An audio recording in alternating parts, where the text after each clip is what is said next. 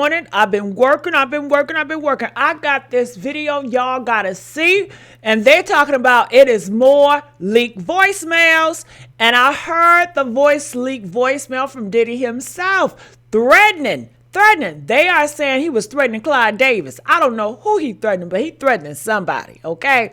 And they are all saying this is before Clive Davis died. You already know how they do, threatening people. Then they end up dying. Then they end up disappearing.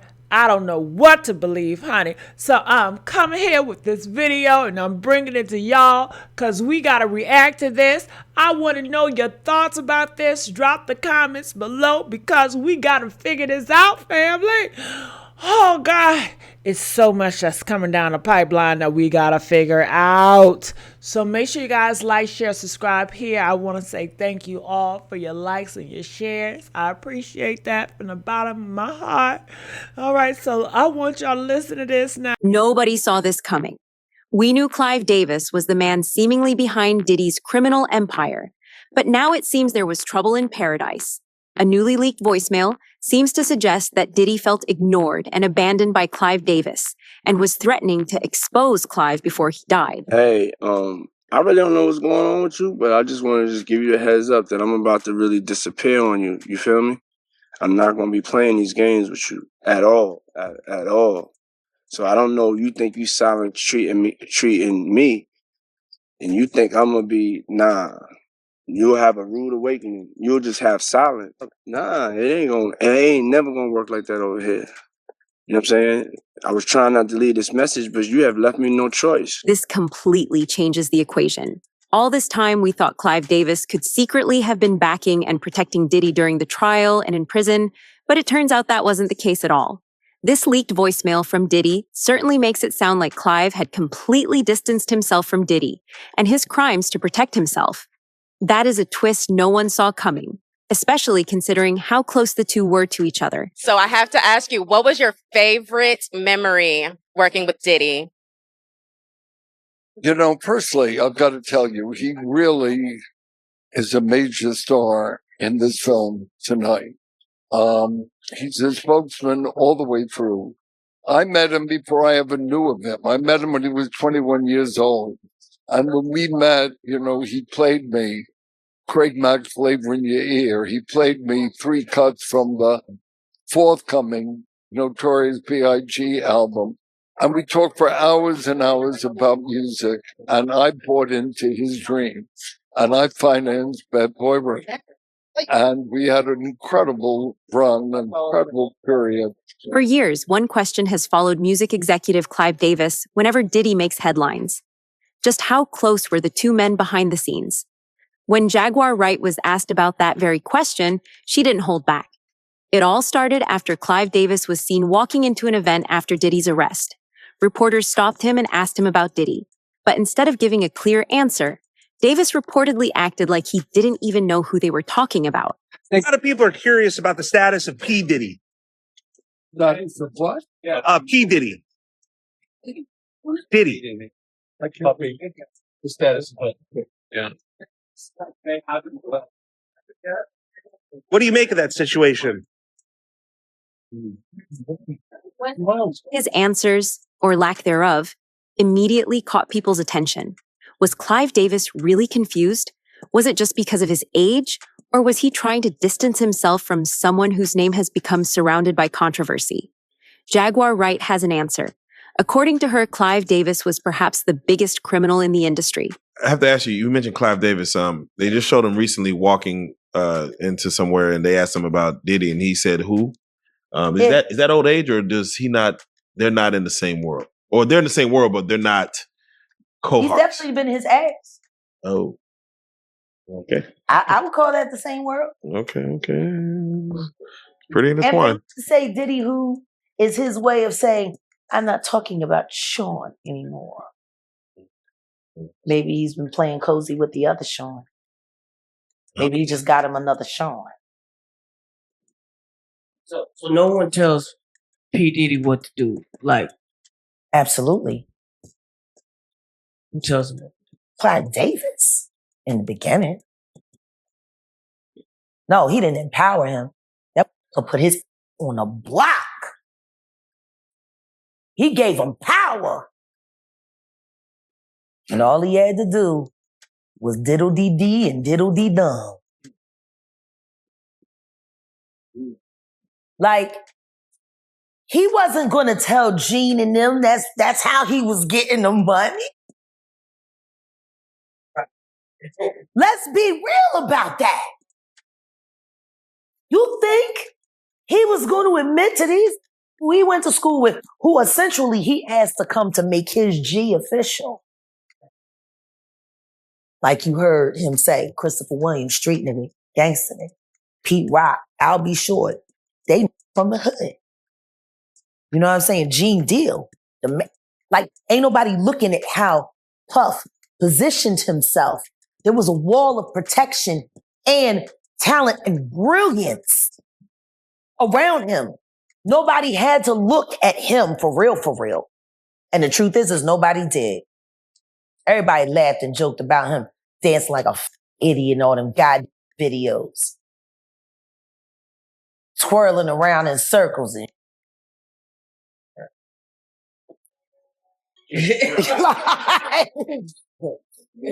This is wild. Like, you know, so I'm just saying,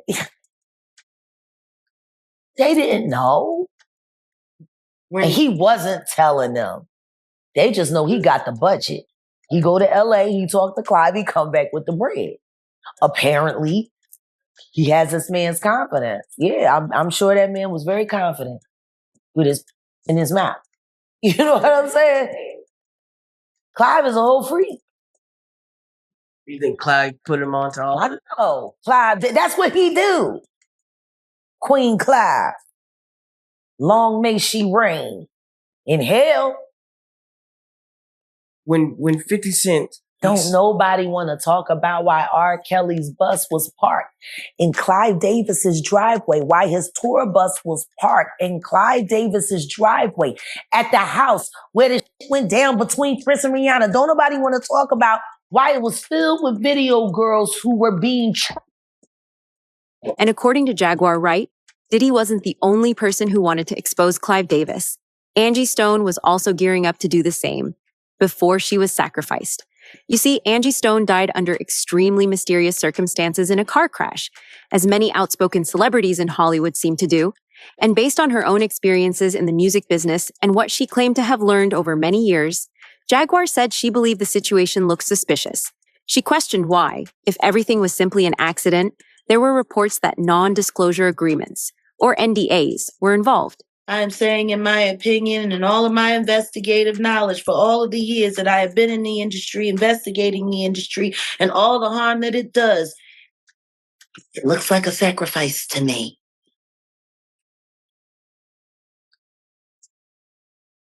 It looks like a sacrifice to me.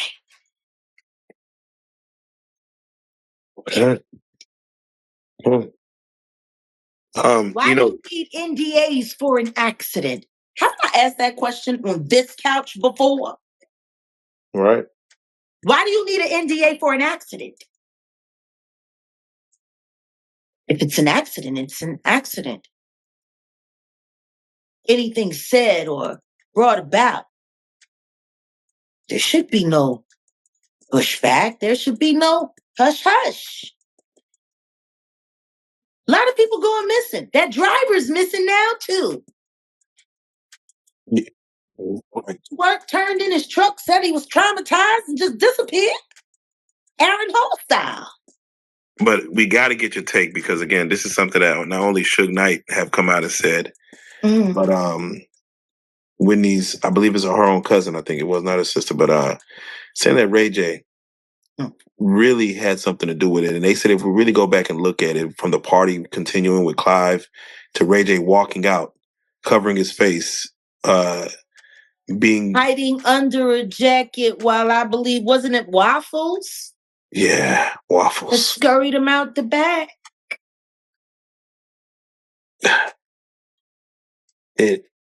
As he walked past the bus that had Whitney in it, even though they had another one reported in the pictures of that. Yeah. Yeah. should we look further into when we see things like this, that this is before social media was what social media was? We should always look further because there's always lies.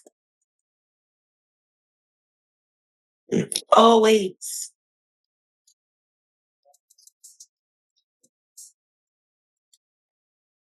So many people didn't even acknowledge Angie's passing. Right. It was almost like they were told not to. Many people suggested that Angie had been preparing to expose major figures in the music business. Jaguar doesn't think that was the case. According to Jaguar, Angie wasn't planning to expose anyone at first. Jaguar claimed Angie believed she had discovered that she had been financially cheated. She said Angie wanted her money back and, according to Jaguar, was prepared to speak publicly about what she believed had happened, including making claims involving Clive Davis. Trying to blow the whistle on her. No, she wasn't trying to. She found out they robbed her blind. She wanted her money back, and she was ready to expose Queen Davis. Correct. Tyler Perry spoke up for her. No, he didn't. Oh, okay. That's not what I would call that. That sounds more like to me, where's my cut? That's what that sounds like to me. Because Monique was very right about one thing. You don't get to be outraged over Angie when you did the same thing to her. And still doing it lightweight. You don't get to be outraged over Angie after what you done to Monique. Now, before all these people could expose Clive Davis, they were either put behind bars or suddenly passed away.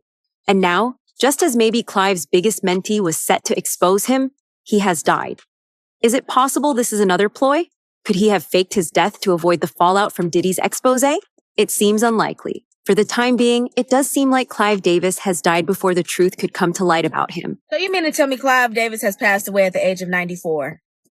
I woke up shocked this morning because this man has single-handedly outlived majority of the artists he was connected to. And listen, I know that there are some people who are probably in his family or X, Y, and Z that are very, very sad. But what I am saying is I need a documentary. I need a documentary of the artist that he was connected to that seemingly had a weird passing that happened. You know, a lot of people don't like Clive Davis for the mere fact of when Whitney Houston passed away, he continued with his pre-Grammy party saying the show must go on, and they hadn't even removed Whitney Houston's body from upstairs. There are some people who don't like him because of what happened to Janis Joplin, Phyllis Hyman, all these artists that we've heard out throughout history. And I'll say this, okay?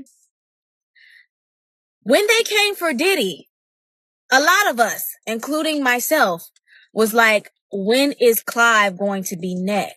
When is he going to be next? And Clive has escaped somehow. He escaped somehow, y'all. I don't know about y'all, but I grew up on the side of YouTube, okay? That talks about it all. That talks about it all. And I'll say this, if they were right about Diddy, allegedly, you know, he is in prison right now, allegedly, then what else could they have been right about? I need a documentary.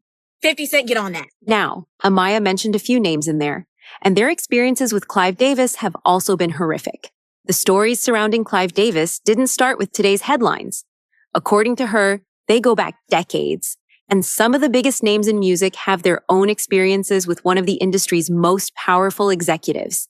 T-Boz, in particular, made a shocking claim about what happened after TLC's blockbuster album Crazy Cool.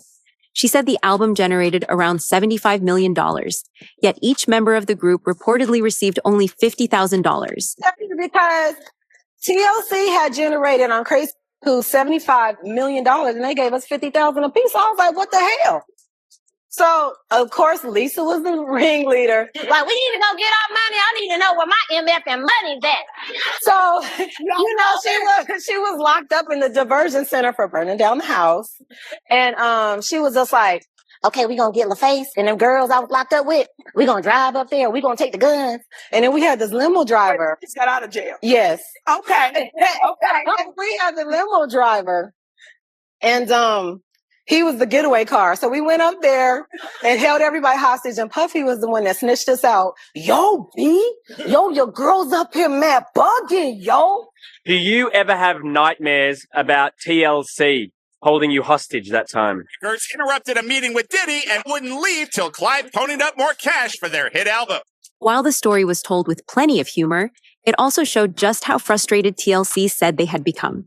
Jaguar said she understood exactly why they felt that way because she claimed she had gone through something similar herself. She recalled confronting an executive at MCA over money she believed she was owed, saying artists sometimes felt they had to go to extreme lengths just to be paid fairly. Jaguar also talked about an interview featuring legendary singer Phyllis Hyman. Because I was so terrorized by him. Whether he meant to do it or not, I'll never know. But he sure taught me that if you try to terrorize me again, well, we can't say that on public radio. What I may do to someone who tries to hurt me again in this business, I'm not having it. I should be respected as I respect, and I will not have someone try to ruin my spirit. Interestingly enough, this interview was recorded not long before Phyllis Hyman passed away. In fact, it seems Phyllis actually had a lot of incidents involving Clive Davis, where she somehow ended up in positions where Clive had the upper hand over her. When it comes to Phyllis Hyman, she had a lot of incidents with Clive Davis, but there was one incident that stands out the most. By the start of 1984, Phyllis Hyman had $50,000 in unpaid bills. She owed a lot of people money, she couldn't pay her staff, and her record label Arista, they were trying to work with her. Money was getting tight, so Phyllis and her manager, they set up a meeting with the record label. The meeting was to talk about her finances and future plans with the label. And I think she was hoping to leave with the check after. But they would shut that down fast, as Phyllis would find out she owes the label $429,000. Also around this time, Clive is locked in on Whitney Houston, who he sees as his next big star. And even after finding out that she owes money, she still tried to make it work with the label. So they have another meeting after that one, and this time around, Phyllis is going in with a clear mind and a clean slate. She wants to make everything right with Clive Davis. The meeting goes great, and from what Clive told her, he wanted to work things out with her. Once she leaves, she gets dropped from the label that same day. Even though he told her he wanted to work things out and wanted to keep working with her. This put her in a bad spot because now she's a free agent, but she still owes them the money. And heartbreakingly enough, Phyllis would eventually die under mysterious circumstances, allegedly while still owing Clive Davis money. Phyllis Hyman died from an overdose back in 1995. It broke everybody's heart, but what a lot of people don't know is that when she was found that day, she was still alive. By now, we all know, Phyllis Hyman did not have the best mental health, and this is something that really affected her life. She believed that she wasn't good enough, and she struggled with bipolar disorder. And even with all of that, I don't think nobody expected for her to take her own life. And I think when we talk about her death, we always make it seem like she was already gone when she was found. But truth is, she was still alive. On June 30th, 1995, Phyllis Hyman was found in her New York apartment. Her friends, they went over to her place as they were going to go with her to the Apollo Theater. So they were in the lobby waiting for her, and she never showed up. So they went up to her apartment and they found a sign on the door that said she was taking a nap. They knew something was wrong, so they started talking to each other, and that's when they make a game plan to break down her door. So when they break down her door, they find her in her bed with a bathing suit and a robe on. She had a sleeping mask on too to cover her eyes, and that just tells you just how far gone she was from this world already. And they find her suit note right below her hand, and when they were reading it, they could tell that the handwriting, it was a little shaky. As she was writing the letter, the drug started to kick in. At first, when they find her, they're looking for a pulse and they can't find one, so they run downstairs to the lobby where her other friends are at. They grab her other friend because she was in the medical field. She runs upstairs and she finds a weak pulse on Phyllis. They call EMTs and they rush her to the hospital where she was pronounced dead 90 minutes later. Phyllis Hyman was such a good person, and it's so sad to see how things ended for her. This is why Diddy threatening to expose Clive Davis is such a big deal. It's student turning on master. Jaguar has repeatedly claimed that Diddy didn't create his own playbook. Instead, she believes he learned everything from Clive Davis.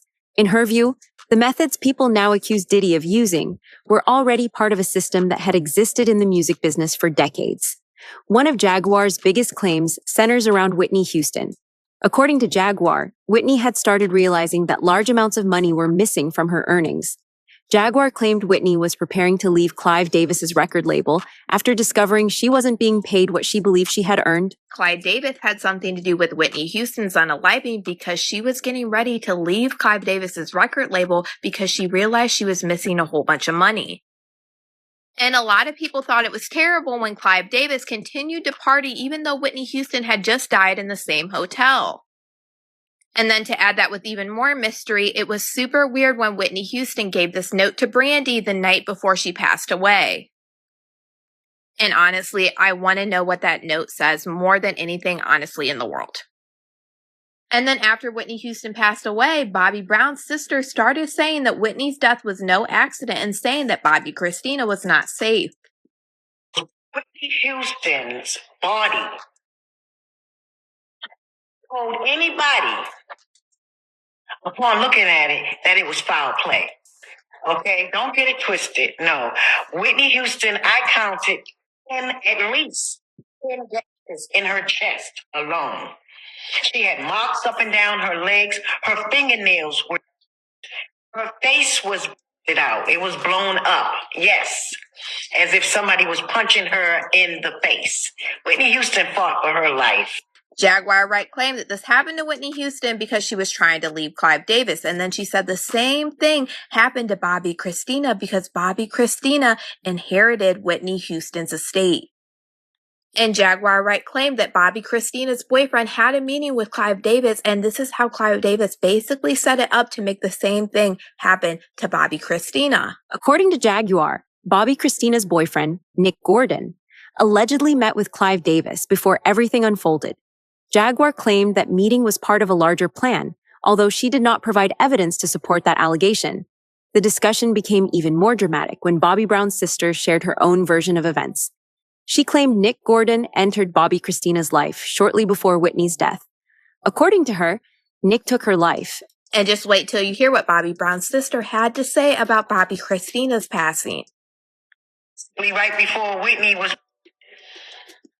Nick was brought into the picture. When Nick did that to Bobbi Kristina and she was rushed to the hospital, because after he beat her and drug her up them steps, he hung her up with something and threw her in the bathtub. It was a setup. It was a setup. Yes. Nick was told not to let her go out of that house and to do whatever it was he got paid to do. TLC made similar complaints decades earlier. After discovering they were earning far less than they expected, despite selling millions of records, members of TLC publicly confronted executives over their finances. I just had a brief question for you. I watched a couple of your interviews and you talked about taking Clive Davis hostage. And I just wanted to, because we've seen the movie, so that happened. Yeah, I wanted to just touch on that and just get the outcome of that, like what, the real deal. Yeah, what happened? What transpired really after that? Okay, well, at that time, we had already left Pebbles, and so we had a lot of questions. We weren't making any money, and we were selling albums and all that, and so LaFace Records was, they point to Arista, and Arista will point back to them. And so we're like, well, let's just go to the head. And that is Clive Davis. So Lisa met a few friends when she was, after the burning of the house and everything, she was in a little trouble. She was at this little center. Oh, Lisa. And she met some tough girls. They were big. No, I'm serious, like way bigger than you, like huge. Like you would almost think they were like dudes, but they were girls, like look like this, but like, hey, like that. You remember them, I know you did.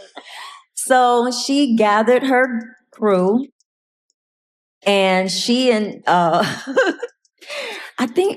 she and those girls, and Tion drove. And Tay-Tay. Yeah, and Tay-Tay, which is Tion's cousin. Tay-Tay don't play.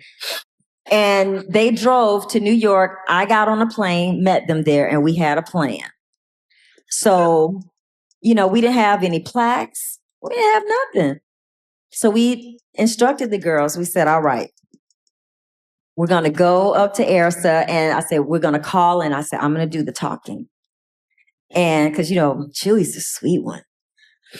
Okay. I am sweet. If you cross me, I'm not.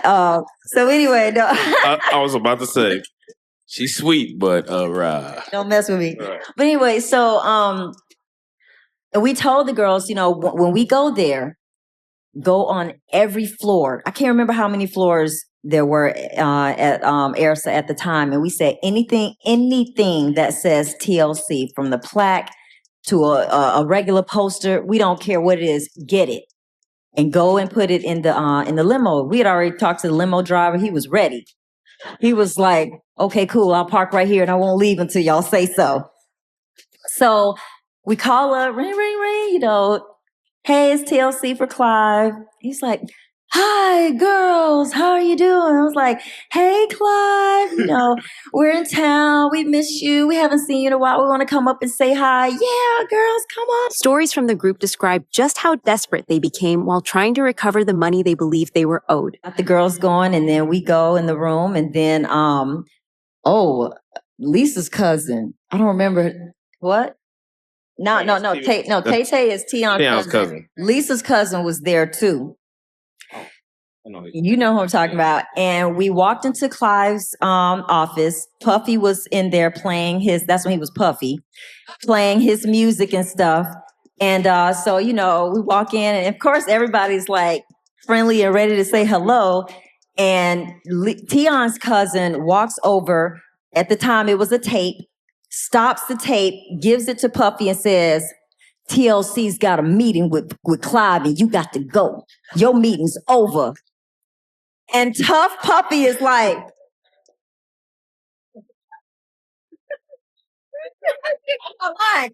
he didn't put up a fuss or nothing, but he was confused, of course. And so. And what's funny is he told me the exact same story from him. His perspective is the funniest. So he goes out, and we have one of the girls acting as security outside of that door. And we said, don't let anybody in or out unless we say so. Okay, so Clive is like, girls, what's going on? And so we're like, we need to talk to you because we're broke. We don't have no money. And LA is talking about you. And like, we just going on and on and on. And there was another person that needed to be in that meeting who handled finances and stuff there. So he called him on the intercom or whatever and said, come to the office.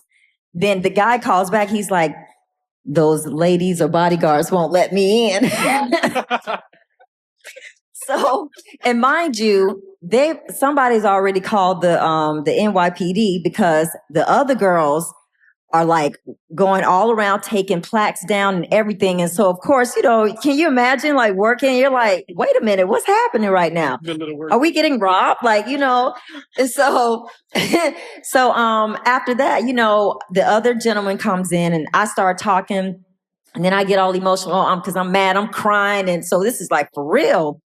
And we said, it's not fair. We're selling all these records and we don't have anything to show for it. Like, this is not right. Some people have also connected that pattern to Biggie Smalls. According to long-running rumors, Biggie was considering leaving Bad Boy Records before his death. That, of course, naturally begs the question, why did everyone who tried to leave or expose Clive Davis get silenced? Either they died, or they were, in Diddy's case, apparently put behind bars. Is there a chance Clive was the one who snitched on Diddy before Diddy could snitch on him? Let us know in the comments below.